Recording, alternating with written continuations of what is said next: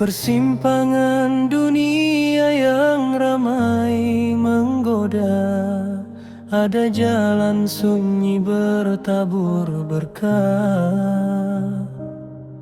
Bukan tentang siapa yang paling gagah, namun tentang hati yang berserah dan merendah.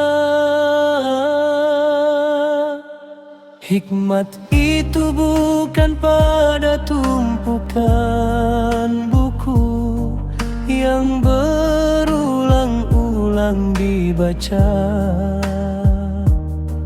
melainkan pada tunduknya jiwa kepada Sang Maha Pencipta, melihat keagungan kuasa-Nya yang nyata.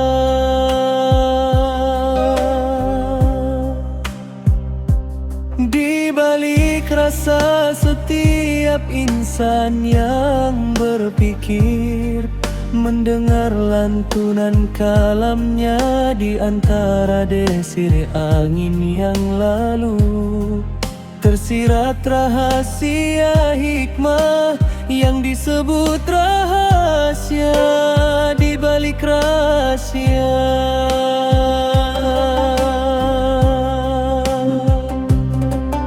Kebaikan adalah tangan yang memberi dengan diam, bagaikan adalah akar yang menghidupi. Meski di dalam sepi, menanam senyum di wajah yang muram, menghapus dendam sebelum fajar menyapa malam. Langkah kaki ini mencari ridhomu, ya ilahi Rabbi, meniti titian syabar yang tiada bertepi. Sebab jalan hikmat adalah jalan para nabi, menuju cinta sejati yang kekal abadi. Terangilah hati dengan tanita takwa, agar tak tersesat di rimba fata morgana. Sebab sebaik-baik insan dalam semesta adalah yang paling banyak manfaatnya bagi sesama.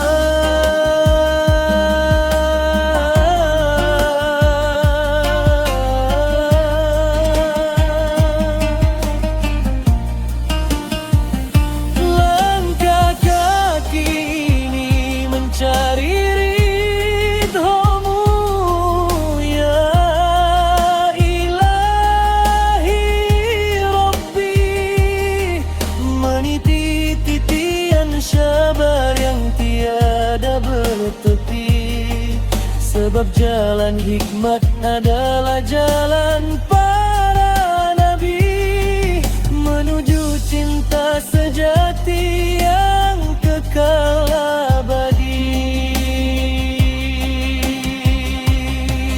Terangilah hati dengan pelita takwa, agar tak tersesat di rimba fata morgana.